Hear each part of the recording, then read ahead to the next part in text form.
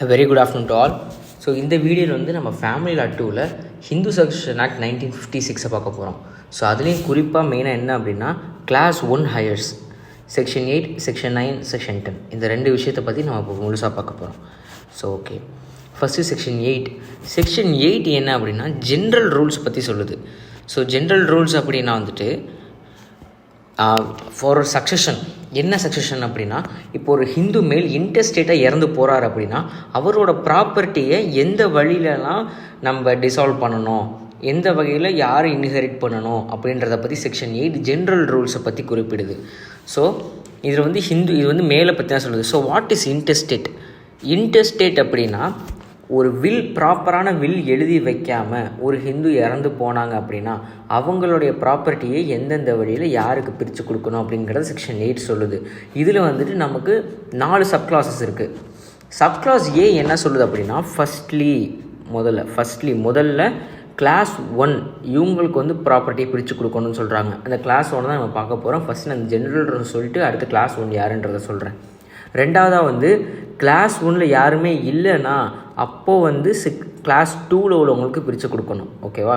Class 1 யாருமே இல்லைனா மட்டும் கிளாஸ் 2க்கு பிரித்து கொடுக்கணும். அடுத்து கிளாஸ் 1, 2 இது ரெண்டுலேயுமே யாரும் இல்லைன்னா, அதாவது இந்த மேலே சொல்லப்பட்ட சப்செக்ஷன் ஏ, பி இந்த ரெண்டு ரிலேட்டிவ்ஸ்லையும் யாருமே இல்லைன்னா ஆக்னேட்ஸுக்கு கொடுக்கப்படும்.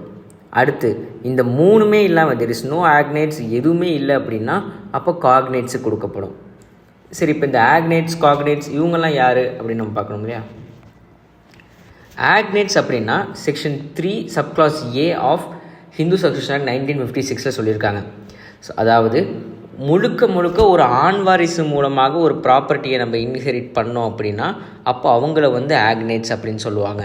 அதே காக்னேட்ஸுக்கு வந்துட்டு செக்ஷன் 3 சப் கிளாஸ் சியில் வந்து சொல்லியிருப்பாங்க. என்ன அப்படின்னா அதாவது அடாப்ஷனாகவும் இருக்கலாம், அப்படி இல்லைன்னா நேச்சராக பை பர்த் அவங்க அந்த ஃபேமிலியிலேருந்து பிறந்திருக்கலாம். அந்த இன்ஹெரிட் பண்ணுற அந்த ஃபேமிலி ட்ரீ வந்து முழுக்க ஆண் வாரிசாக இல்லாமல் இருக்கலாம். இது வந்து ஒரு டயக்ராம் போட்டு எக்ஸ்பிளைன் பண்ணிருப்பாங்க. ஸோ இந்த இடத்துல பார்த்தோம் அப்படின்னா மேலே 4 ஜென்ரேஷன் இருக்கா, ஃபாதர், சன், அடுத்து அவருடைய சன், இந்த 4 தலைமுறையும் பார்த்தோம் அப்படின்னா முழுக்க ஆண் வாரிசாக இருக்குது. ஸோ அவங்கள்ட்டேருந்து இன்ஹெரிட் பண்ணுறவங்க அவருடைய மகனோ இல்லை அவருடைய மகளோ ரிசீவ் பண்ணுறவங்க யாராக வேணா இருக்கலாம். இப்படி முழுக்க ஆண் வாரிசுகள்கிட்டருந்து மட்டும் ஒரு ப்ராப்பர்ட்டியை இன்ஹெரிட் பண்ணாங்க அப்படின்னா அவங்க ஆக்னேட்ஸ்ன்னு சொல்லப்படுவாங்க. அடுத்து காக்னேட்ஸை பொறுத்த வரைக்கும் இங்கே மேலே பாருங்கள், ஃபாதர், சன், அவரோட சன், அவருடைய சன்னோட டாட்டர். ஸோ இந்த இடத்துல 4வது இடத்துல டாட்டர்னு வந்துருச்சு. அப்போது அந்த முழுக்க ஆண் வாரிசுங்கிற அந்த லைன் உடஞ்சி இடையில ஒரு ஃபீமேல் வராங்க. அண்ட் அவங்கக்கிட்டேருந்து அவங்களுடைய சன்னோ இல்லை அவங்களுடைய டாட்டரோ அந்த ப்ராப்பர்ட்டியை ரிசீவ் பண்ணாங்க அப்படின்னா அப்போ அவங்கள காக்னேட்ஸ் அப்படின்னு சொல்லுவாங்க. இந்த இடத்துல வெறும் ஒரு டாட்டர் தான் இருக்கணுமா அப்படின்னா அப்படியும் கிடையாது. முழுக்க ஆண் வாரிசு இல்லாமல் இடையில ஒரு பெண்ணோ இல்லை அதிகபட்சமான பெண் வாரிசுலேருந்து ஒரு ஆண் வாரிசு இருந்தோ அப்படி பிரித்து வாங்கினாங்கன்னா அவங்கள காக்னேட்ஸ் அப்படின்னு சொல்லுவாங்க.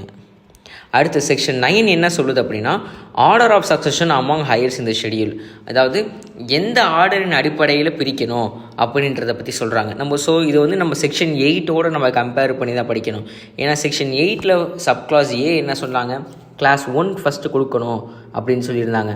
அடுத்து கிளாஸ் 2, அடுத்து ஆக்னேட்ஸ், அடுத்து காக்னேட்ஸ், இந்த ஆர்டரில் மட்டும்தான் வந்து நம்ம இதை பிரிக்க முடியும்.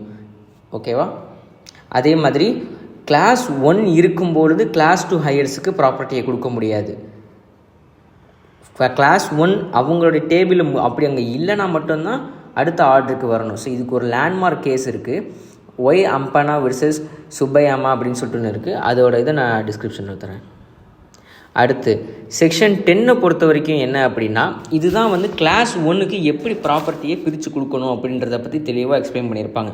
ஸோ இதில் வந்துட்டு ஒரு 4 ரூல்ஸ் இருக்குது. அந்த ரூல்ஸின் அடிப்படையில் தான் வந்துட்டு கிளாஸ் 1 ஹையர்ஸுக்கு ப்ராப்பர்ட்டியை நம்ம பிரித்து கொடுக்கணும். ஸோ ஃபஸ்ட்டு வந்து அது எதை பற்றி சொல்லுது அப்படின்னா இன்டர்ஸ்டேட்டோட விடோவை பற்றி சொல்லுது. ஸோ இறந்து போன ஒரு ப்ரப்போசிட்டர் இருப்பார் இல்லையா, அவருடைய விடோ, அவங்களுக்கு ஒரு ஷேர், அப்படி ஒன்றுக்கும் மேற்பட்ட விடோ இருந்தாங்க அப்படின்னா அதே சேம் அந்த ஒரு ஷேரை எத்தனை பேர் இருக்காங்களோ அவங்க டிவைட் பண்ணிக்கணும். ஸோ இந்த இடத்துல இந்த ப்ரையார் HMA ஆக்ட் 1955ன்றது புக்கில் இருக்காது. அதை நான் வந்து உங்களுக்கு புரிய வைக்கிறதுக்காக நான் எழுதியிருக்கேன். அதை வந்து அடுத்த ஸ்லைடில் என்னன்றது எக்ஸ்பிளைன் பண்ணுறேன். அடுத்து ரூல் 2 என்னென்னா சர்வைவிங் டாட்டர் அப்புறம் மதர், இவங்க 3 பேரும் ஈக்குவல் ஷேர் பிரிச்சுக்கணும். ஓகேவா? ஸோ இதான் ரூல் 2. ஃபஸ்ட்டு ரூல் 1 வந்து விடோஸ் பற்றி சொல்லுது. அந்த இறந்து போனவரோடைய மனைவி விதவை அவங்க ஒருத்தவங்க இருந்தாலும் சரி இல்லை ஒன்றுக்கும் மேற்பட்டவங்க இருந்தாலும் சரி அவங்க எல்லாத்துக்கும் ஒரு ஷேர் கொடுத்துடணும். அடுத்து இறந்து போனவரோடைய உயிரோடு இருக்கிற மகன், மகள், தாய் இவங்க 3 பேரும் ஆளுக்கு ஒரு ஷேர் பிரிச்சுக்கணும். அவங்க எத்தனை பேர் இருந்தாலும் சரி, சன் 2 பேர் இருக்காங்க, டாட்டர் ஒருத்தவங்க இருக்காங்க, டாட்டர் 2 பேர் இருக்காங்க, எத்தனை பேர் இருந்தாலும் ஈக்குவல் ஷேராக பிரிச்சுக்கணும். அடுத்து 3வது எதை பற்றி சொல்லுது அப்படின்னா ப்ரீ டிசீஸ்டை பற்றி சொல்லுது. ப்ரீ டிசீஸ்ட் அப்படின்னா இந்த இடத்துல பிரான்ச்சுன்ற வார்த்தை ஒன்று இருக்குது பாருங்களேன். பிரான்ச் அப்படின்னா அவங்களுக்கு கீழே வரவங்களை பற்றி சொல்லுது. ப்ரீ டிசீஸ்டு சன் அப்படின்னா இறந்து போன மகன், இறந்து போன மகள் அவங்கள பற்றி சொல்லுது. இவங்களுக்கு கீழே பிரான்ச் இருக்காங்க அப்படின்னா இவங்க இந்த ஷேரை எடுத்துக்கணும் அப்படின்றத பற்றி இந்த செக்ஷன் சொல்லுது. இப்போ உதாரணத்துக்கு ப்ரப்போசிட்டார் அந்த குடும்பத்தோட தலைவர் இறந்து போகிறதுக்கு முன்னாடி அவருக்கு ஒரு மகன் இருக்காங்க. அந்த மகன் முன்னாடி இறந்து போயிட்டார் அப்படின்னா அவங்களுக்கு ஃபேமிலி இருக்குது அப்படின்னா அப்போ அந்த ப்ராப்பர்ட்டியை இவரோட ஃபேமிலி கிளைம் பண்ணிக்கும். ஓகேவா? ஸோ ரூல் 4 என்ன அப்படின்னா ரூல் 3 பற்றி சொல்லுது. ரூல் 3 எப்படி நம்ம டிஸ்ட்ரிபியூட் பண்ணணும் அப்படின்னு சொல்லுது.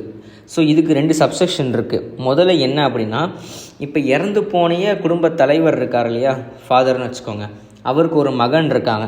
அந்த மகன் இறந்து போயிட்டார், ஆனால் அவங்களுக்கு குடும்பம் இருக்குது அப்படின்னா அவருடைய விடோவுக்கு ப்ராப்பர்ட்டி போகும். அடுத்து அவருடைய சர்வைவிங் சன்ஸுக்கும் அவருடைய டாட்டர்ஸ்க்கும் ஈக்குவல் போர்ஷன் ஆஃப் இது போகும்.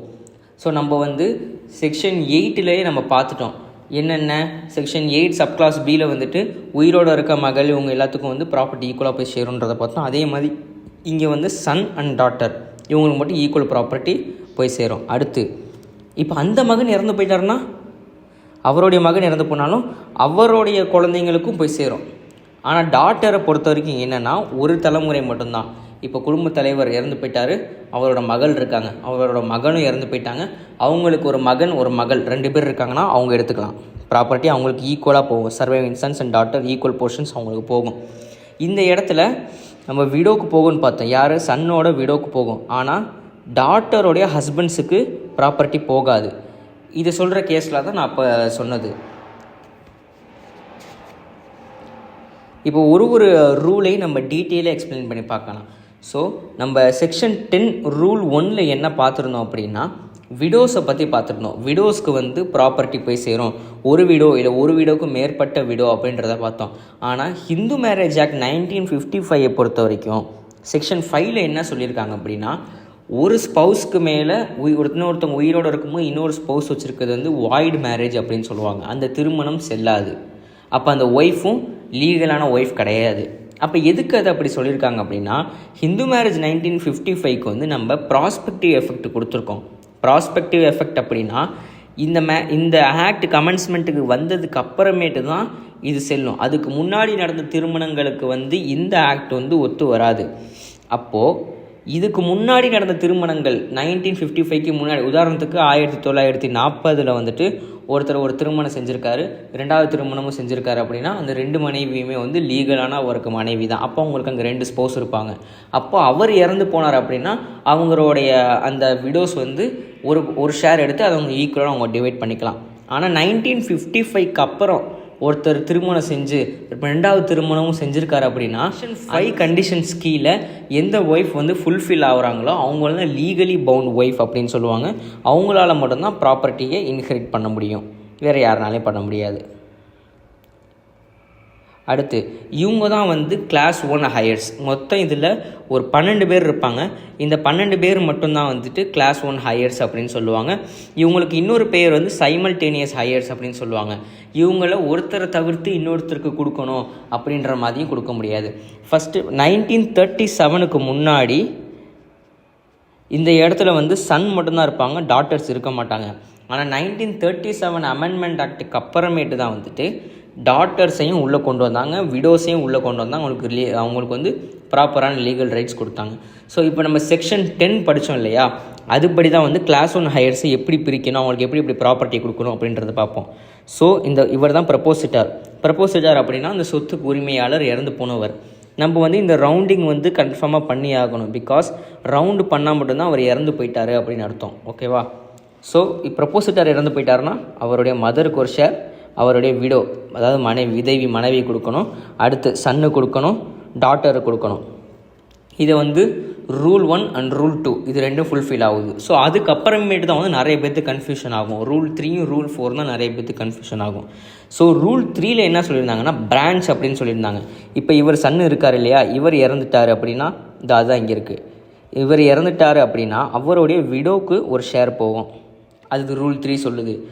சரி, அதுக்கு அவரோட விடோவுக்கு ஒரு ஷேர் போகும், அவரோட சன்னுக்கு ஒரு ஷேர் போகும், அவரோட டாட்டருக்கு ஒரு ஷேர் போகும். ஸோ அப்போ இவர் இறந்துட்டாருன்னா அப்போ அவங்களுக்கு எப்படி அந்த ப்ராப்பர்ட்டி பிரிக்கணும் அப்படின்றது தான் ரூல் 4 வந்து எக்ஸ்பிளைன் பண்ணுது. ஸோ இப்போ இவர் இறந்து போயிட்டாரா, இவருடைய விடோவுக்கு போகும், அடுத்து அவங்களுடைய சன்னுக்கு போகும், அவங்களுடைய டாட்டருக்கும் போகும்.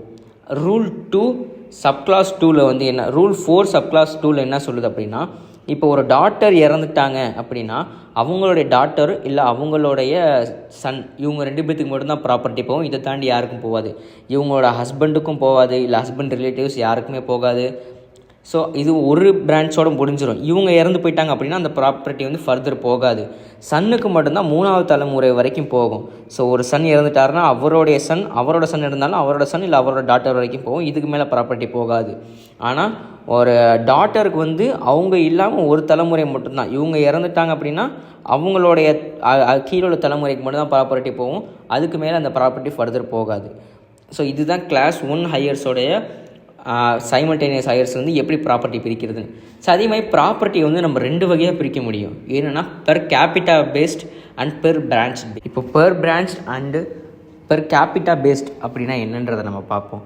ஸோ ஃபஸ்ட்டு பெர் கேபிட்டானா என்னென்னு பார்ப்போம். பெர் கேபிட்டா அப்படின்னா ஒரு தலைக்கு இவ்வளவு இப்படி ஈக்குவலாக பிரிக்கணும் அப்படிங்கிறது. ஸோ நம்ம ஈக்குவலாக யார் யாருக்கு பிரிக்கணும் அப்படிங்கிறத செக்ஷன் 10 ரூல் 1 அண்ட் ரூல் 2ல் பார்த்துட்டோம்.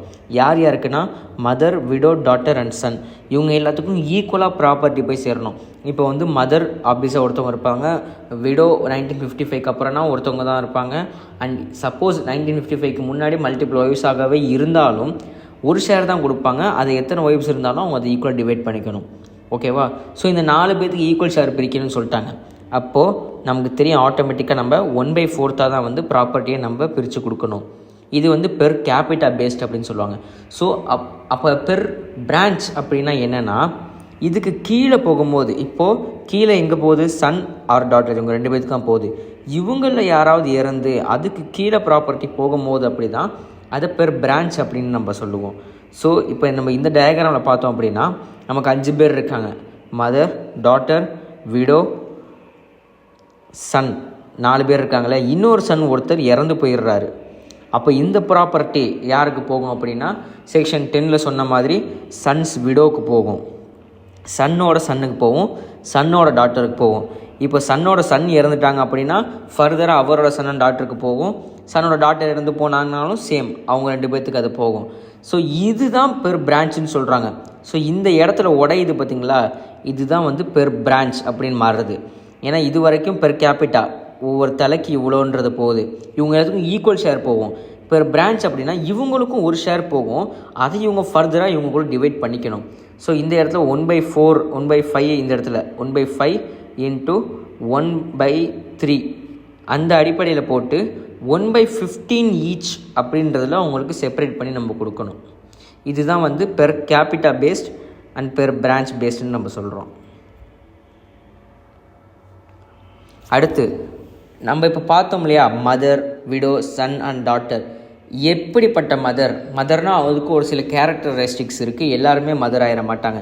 ஸோ மதர் அப்படின்னா என்னென்ன அங்கே சொல்கிறாங்க அப்படின்னா நேச்சுரல் மதர் சொல்கிறாங்க, நேச்சுரல் மதர், அப்படி இல்லைனா அடாப்டட் மதர் சொல்கிறாங்க. ஸோ இதை தாண்டி என்ன மதர் இருக்கும் அப்படின்னா செகண்ட் மதர் ஆஃப் த ப்ரொப்போசிட்டருக்கு 2வதாக இருக்கும் தாயை வந்து ஸ்டெப் மதர் அப்படின்னு சொல்லுவோம். அவங்க வந்து கிளாஸ் 1 கிடையாது. ஸோ அவங்க இதுக்குள்ளே வரமாட்டாங்க. ஸ்டெப் மதரை வந்து ஃபாதர்ஸ் விடோ அப்படின்னு சொல்லுவாங்க. ஸோ நிறைய பேர் வந்து ஃபாதர்ஸ் விடோ அப்படின்னா அப்போ என்ன, நம்மளோட அம்மா வருவாங்க. ஸோ அம்மாவுக்கு வந்து ஈக்குவல் ஷேர் கொடுக்கணும் அப்படின்றத செக்ஷன் 10 ரூல் 2 சொல்லுன்னு சொல்லி கன்ஃபியூஸ் பண்ணுறதுக்காக நம்ம எக்ஸாமினேஷனில் ப்ராப்ளம்ஸ்லாம் கேட்பாங்க. ஸோ நம்ம கன்ஃபியூஸ் ஆகிக்கக்கூடாது. ஸ்டெப் மதர் வேறு, ஃபாதர்ஸ் விடோ வேறு, மதர் வேறு, அதில் வந்து நம்ம கன்ஃபியூஸ் ஆகாமல் இருக்கணும். அடுத்து 2வது என்ன அப்படின்னா விடோவை பற்றி சொல்லியிருப்பாங்க. விடோவை பொறுத்த வரைக்கும் நம்ம ஆல்ரெடி நம்ம என்ன ஏதுன்னு பார்த்துட்டோம். அந்த 1955க்கு முன்னாடி மேரேஜ் நடந்து மல்டிபிள் ஸ்பௌசஸ் இருந்தாங்க அப்படின்னா ஒரு ஷேர் அவங்களுக்கு கொடுத்து அதை அவங்களுக்குள்ளே அவங்க ஈக்குவலாக டிவைட் பண்ணிக்கணும். அப்படி இல்லை 1955க்கு அப்புறம் நடந்துச்சு அப்படின்னா எந்த ஒய்ஃப் வந்து section 5 of the Hindu marriage ஆக்டை ஃபுல்ஃபில் பண்ணுறாங்களோ, அவங்க எந்த கண்டிஷன்ஸ் அவங்கள ஃபுல்ஃபில் பண்ணுதோ அவங்கள தான் லீகலி பவுண்டட் ஒய்ஃப்னு சொல்லுவாங்க. அவங்களால தான் ப்ராப்பர்ட்டியை இன்ஹெரிட் பண்ண முடியும். அப்படி இல்லை ஒரே ஒருத்தவங்க தான் கல்யாணம் பண்ணியிருக்காங்க அப்படின்னா அஃப்கோர்ஸ் அவங்க எந்த விதமான பிரச்சனையும் கிடையாது, அவங்களுக்கு ஒரு ப்ராப்பர்ட்டி போய் சேர்ந்துடும். இப்போ வந்து இவங்க ரீமேரேஜ் பண்ணாங்கன்னா இவங்க வந்து இதுலேருந்து வெளியே போவாங்கன்னு கேட்டால் அப்பயும் கிடையாது. ஈவன் ஆஃப்டர் த ரீமேரேஜ் அவங்களால ப்ராப்பர்ட்டியை இன்ஹெரிட் பண்ண முடியும். பட் ஒன்லி அந்த ஹஸ்பண்ட் இறந்து போனால் மட்டும்தான், டிவோர்ஸ் ஆகிட்டா கிடையாது. ஏன்னா டிவோர்ஸ் ஆகிட்டா ஆல்ரெடி அவங்க ஒய்ஃபுன்ற அந்த ஸ்டேட்டஸ் வந்து போயிடுவாங்க. அவங்க இறந்து போனாங்கன்னா இவங்க விடோ ஆக மாட்டாங்க. 2 பேரும் ரிலேஷன்ஷிப்பில் இருந்து அவர் இறந்து போகிறப்ப தான் இவங்க விடோ அப்படின்ற அந்த ஸ்டேட்டஸையே வந்து பெறுவாங்க. அப்படி விடோ ஆகி ப்ராப்பர்ட்டி இன்னும் இன்ஹெரிட் ஆகலை, இன்னும் சுற்றி பிரிக்கலை அப்படிங்கும்போது அவங்க ரீமேரேஜ் பண்ணுறாங்க அப்படின்னா, ரீமேரேஜ் ஆனாலும் அவங்களுக்கு அந்த ப்ராப்பர்ட்டி இன்ஹெரிட் ஆகும். அதுதான் இந்த இதில் சொல்கிறாங்க. ஓகே, அடுத்து சன் அண்ட் டாட்டரை பொறுத்த வரைக்கும் அடாப்டட் அண்ட் நேச்சுரலாக பிறந்தவங்க இவங்க 2 பேரும். ஓகே, அண்ட் சன் அண்ட் டாட்டருக்கு வந்து ஒரு டிஃப்ரென்ஸ் இருக்குது. அதுதான் நம்ம இங்கே பார்க்க போகிறோம். சன் இப்போது வாய்ட் அண்ட் வாய்டபிள் மேரேஜில் பிறந்த சன்னுக்கும் வேலிட் மேரேஜில் பிறந்த சன்னுக்கும் டிஃப்ரெண்ட் ரைட்ஸ் இருக்குது. என்னென்னா section 16 of the Hindu marriage act வந்து வாய்ட் அண்ட் வாய்டபிள் மேரேஜில் பிறந்த குழந்தைங்களை வந்து லெஜிட்டிமேட் குழந்தைங்க தான் அப்படின்றத சொல்லுது. ஒரு வேலிட் மேரேஜில் பிறந்த குழந்தைங்களால் எப்படி ப்ராப்பர்ட்டி இன்ஹெரிட் பண்ண முடியுமோ அதே மாதிரி இவங்களையும் லெஜிட்டிமேசியாக ஏற்றுக்கணும் அப்படின்றத 1976 வந்து அமெண்ட்மெண்ட் பண்ணி கொண்டு வந்துட்டாங்க. ஆனால் இவங்க ப்ராப்பர்ட்டியை கிளைம் பண்ணிக்க முடியும். ஆனால் கிராண்ட் ஃபாதர்கிட்டருந்தோ இல்லை வேறு எதோ ஆன்சஸ்டர்ஸ் இருந்தோ ப்ராப்பர்ட்டியை கிளைம் பண்ணிக்க முடியாது. அவங்களுடைய ஓன் ஃபாதர்ஸ்கிட்டருந்து மட்டும்தான் ப்ராப்பர்ட்டியை கிளைம் பண்ணிக்க முடியும். அதாவது இப்போ இல்லெஜிட்டிமேட் சைல்டாக இருக்காங்க, இவங்க வந்து இல்லெஜிட்டிமேட் கிடையாது, ஒரு வாய்டு அண்ட் வாய்டபிள் மேரேஜில் பிறந்த சைல்டாக இருக்காங்க அப்படின்னா அவங்களுடைய ஓன் ஃபாதர் யார், அவங்களோட மட்டும் ப்ராப்பர்ட்டி கிளைம் பண்ணிக்க முடியும். வேறஸ் வேலிட் மேரேஜில் பிறந்த குழந்தைங்களால் அவங்களோட ஆன்சஸ்டர்ஸ் வந்து ப்ராப்பர்ட்டியை கிளைம் பண்ணிக்க முடியும். எந்த விதமான ரெஸ்ட்ரிக்ஷன்ஸும் அவங்களுக்கு கிடையாது இதில். அடுத்து இதில் டாட்டருக்கு என்ன ஸ்பெஷாலிட்டி இருக்குது அப்படின்னா, டாட்டர்ஸ்க்கு வந்து லெஜிட்டிமசி ப்ரூவ் பண்ணணுன்ற அவசியமே கிடையாது. இவங்க வாய்டு மேரேஜ்லேயும் பிறந்திருக்கலாம், வாய்டபிள் மேரேஜ்லேயும் பிறந்திருக்கலாம். எப்படி இவங்க எந்த இதில் இவங்க பிறந்தாலும் வந்து இவங்களால் ப்ராப்பர்ட்டியை கிளைம் பண்ணிக்க முடியும். செக்ஷன் 10 ரூல் 4 படி இவங்க அந்த ப்ராப்பர்ட்டியை பிரிச்சுக்கலாம். சப்போஸ் இவங்களும் இறந்து போயிட்டாங்க அப்படின்னா அவங்களுடைய பிரான்ச்சுக்கு இந்த ப்ராப்பர்ட்டி போய் சேரும் இந்த ரூலின் அடிப்படையில். ஸோ சன்னுக்கு வந்து கட்டாயமாக லெஜிட்டிமசி ப்ரூவ் பண்ணியாகணும். ஆன்சஸ்டர்ஸ் ப்ராப்பர்ட்டி கிளைம் பண்ணணும் அப்படின்னா வேலிட் மேரேஜில் பிறந்த குழந்தைங்களாக இருக்கணும். அப்படி ப்ராப்பர்ட்டி அவங்க பேரண்ட்டோட ப்ராப்பர்ட்டியை மட்டும் கிளைம் பண்ணணுன்னா அவங்க வந்து இல்லெஜிட்டிமேட்டுன்னு சொல்லப்படுற அந்த இதில் அவங்க பிறந்திருந்தாலும் ஓகே. ஸோ இதுதான் வந்து டாட்டர்ஸ்க்கு உண்டான ஒரு ஸ்பெஷாலிட்டி. அவங்களுக்கு வந்து எந்த விதமான லெஜிட்டிமசியும் ப்ரூவ் பண்ண தேவையில்லை. ஏன்னா அஃப்கோர்ஸ் இது அவங்களோட குழந்தைங்க தான், அதனால் அவங்களும் இந்த ப்ராப்பர்ட்டிக்கில் வந்துடுவாங்க. Thank you.